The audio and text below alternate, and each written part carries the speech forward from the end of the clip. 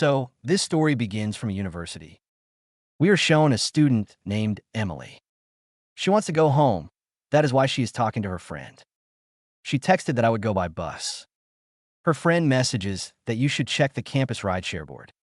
It is possible that any student is going towards Delaware where your house is located and he may drop you. Actually, there's a notice board in the campus where students write to help each other, which way they're going so that whoever needs a lift could take it. When Emily goes there, she comes to know that a student named Guy is going towards Delaware. She immediately contacts him. Guy quickly reaches there with his car, and then both of them leave for Delaware. When both of them are talking during the traveling, Emily realizes from Guy's words that he already knows a lot about me. Guy tells that I also study in your class. Emily is surprised because she never noticed Guy. There's a gas station on the way. Emily says that I need to go to the washroom. Guy stops the car, but Emily had just painted her toenails. So, Guy carries her on his shoulders and takes inside the gas station, and she went to the washroom. But when she starts coming out, the washroom door gets locked automatically. She knocks the door loudly, but no one hears. She sees that Guy and the gas station worker are talking to each other. It seems as if they did not hear the knock. After a while, the door opens. Emily comes out and shouts angrily at Guy. He does not understand why she is shouting at him. But Guy and the worker are very surprised by her behavior. Guy had also taken water from the gas station, although Emily wanted to give her half of the money. But he refused, saying that I do not take money from my friends. After which, both of them start their journey once again. Guy abruptly turns his car towards another road, leaving the highway. Emily asks surprisingly, "Why did you leave the highway?" Guy replies, "Because it is a shortcut, and we will reach our destination quickly." Meanwhile, Emily also comes to know that Guy had lied. Guy does not live in Delaware. That is why Emily says that I have come to know about you. Why did you lie? I want to know more about you. Then tell me. Just then a car was coming from the front, which was about to collide with their car. But Guy turns his car with great difficulty, and their car gets stuck in the snow. Now, both of them get out of the car, and the other car, which was coming from the front, had gone somewhere from there by then. Emily calls the police, but there is no network, which means that now both of them are stuck here. Then they notice that the car approaching has left no tire tracks on the snow. However, this is unusual because every car leaves tracks when it drives through the snow, which surprised both of them. They don't understand how this can happen.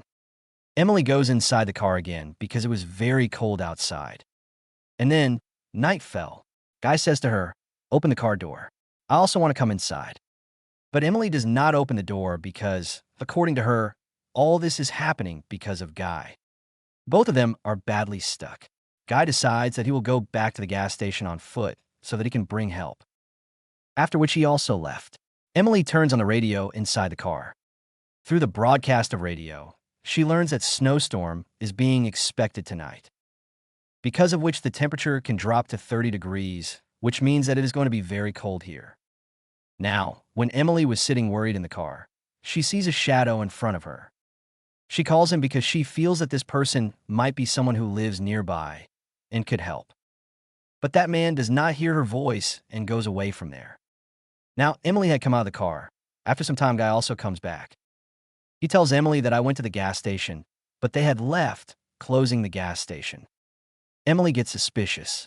She says that the gas station is open 24 hours, and it is also very far from here. How did you come back so soon?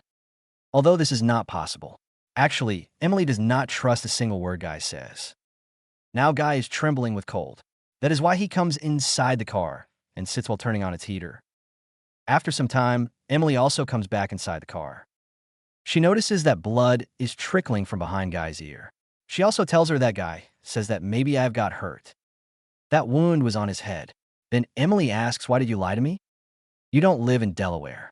Then Guy says, "Yes, it is true that I don't live there. Actually, when you were talking to your friend in the class, I read all your messages. I like you. I want to be friend with you. That's why I wrote on the board that I'm going to Delaware so that I can spend a few hours with you, and we may both become good friends."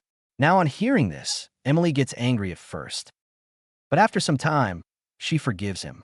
While they're talking, Suddenly, the heater of the car stops working. Both of them go out and check.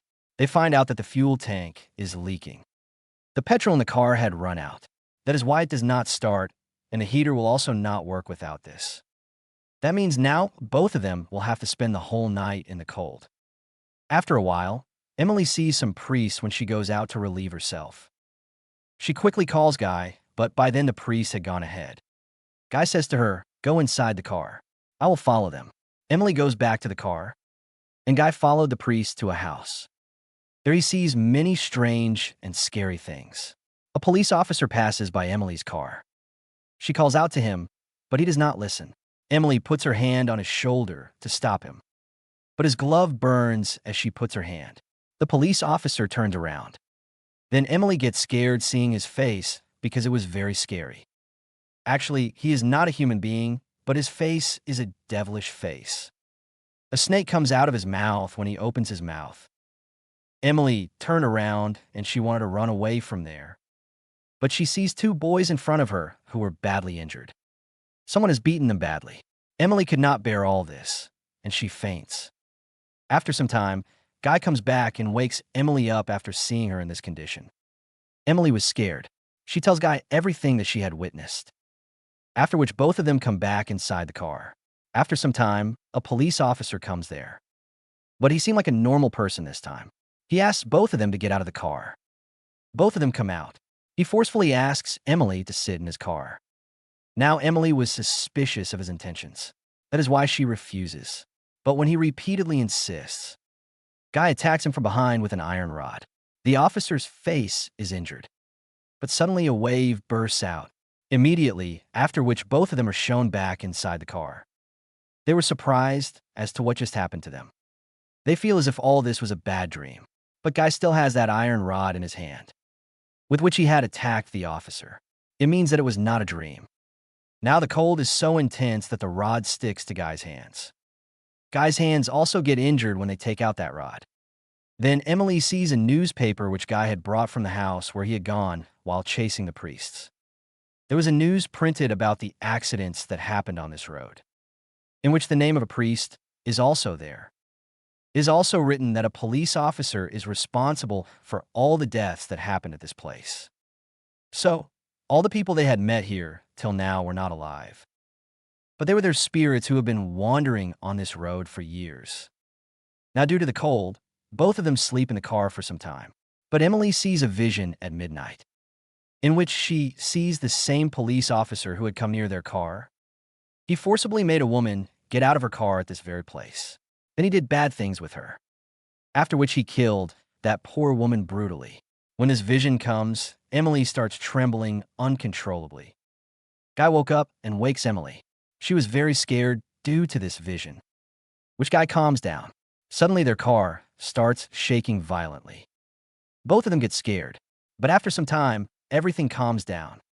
Guy's health starts deteriorating now because the injury on the back of his head is slowly becoming critical. He had hidden this fact from Emily till now, but now Emily had understood everything. Guy tells that when I was going to the gas station, I realized that I am seriously injured internally. That's why I cannot go. I came back to you. Emily is very worried about Guy, so she climbs up the telephone pole ahead. There was an emergency phone installed. She calls, but the signal is very weak, due to which the operator is not able to hear her voice properly. And she comes down from the pole. And then the spirit of the same woman appears in front of her, who was assaulted and killed by that police officer. She panics and quickly gets back inside the car. She sees that Guy is lying unconscious. She tries to restore his consciousness. But now Guy had died, which makes her very sad. She takes Guy's dead body out of the car. Just then she sees a car coming from the front. At first, Emily thought that it is a police officer's car, but it is a snowplow driver's car who works to clear snow from the road. When Emily went to the telephone pole and called for help, that call was received by this driver. So, he came there with his car to help. Now, first of all, they put Guy's dead body in their car. Then Emily sits in his car, and both of them leave from there. On the way, the driver tells Emily that in the year 1950, there was a greedy and mad police officer on this road who had killed many people. He intentionally used to bring his car in front of people's cars on this road so that they get into an accident and die. Then he caused an accident to the car of two boys in 1953. Their car fell into a ditch. These were the same two boys whose spirits Emily saw. Now, the police officer had also drunk a lot that day, because of which he could not control his car, and his car also fell into the ditch. That police officer died in that accident. But even after that, accidents happen on the same road every year on the night of Christmas. The bodies of some priests were found at this very place in 1961. These were frozen in the snow. Now, when the driver was telling all this to Emily, another car comes from the front. The driver turns his car to one side to avoid it. So, his car gets stuck in the snow. The driver gets down from the car. He noticed that the car which had come from the front has fallen into the ditch and it is on fire. This was actually the same accident which had happened in 1953 in which that police officer was killed. The driver goes down. There are some priests in front of him. He sees an old accident from 1953. When the police officer had an accident, the priests were present around him. Now, they could have helped him if they wanted, but they knew that he was a greedy, dishonest, and bad police officer who killed many people. They also removed the microphone of his car so that he could not call anyone for help, due to which he died. Later, his evil spirit came back and froze all those priests to death. Now, when the driver moves forward, the spirit of the police officer comes out of the fire and catches the driver, which causes the driver to gradually freeze, and he also dies. By now, Emily had also reached there, and seeing all this, she was in a bad state due to fear. She goes back to the car and tries to start it, but nothing happens. Then the spirit of the police officer comes there and starts attacking Emily so that he could also kill her. But Guy's spirit comes there before he could kill Emily. He attacks the police officer's spirit with an iron rod, just like the vision Emily had seen. Now a wave emerges once again as he was attacked. Emily sees that she's back inside Guy's car where his dead body is still there. Soon it is morning. Emily sees Guy's spirit outside, although Guy's body is lying in front of her. Emily knows that it is Guy's spirit who wants to help her. That's why she goes after him. Guy takes her to the gas station via the priest's house, where the ambulance arrives quickly, and in this way, Emily's life is saved. Emily now had understood everything. That guy never wanted to harm me. He loved me. That's why he just wanted to spend a few hours with me. Emily has only one photo of Guy, which she took with her phone. She looks at that photo and cries bitterly, because she was missing him. She was very sad. She regretted that I had spoken to Guy harshly so many times. But now I'll tell you more about what was going on here. Actually, when the police officer had an accident in 1953 and died, his spirit got stuck in a loop. That is why that spirit comes back every night. Just like before, he does his own accident in which he dies again and also kills people. The way he killed Guy, the truck driver, and also killed that priest back in 1961. Along with that, he killed every person who came along. He would have killed Emily also. But Guy's spirit saved her and proved his love for her. But the poor fellow could not save himself. And with this tragic ending, this story ends here.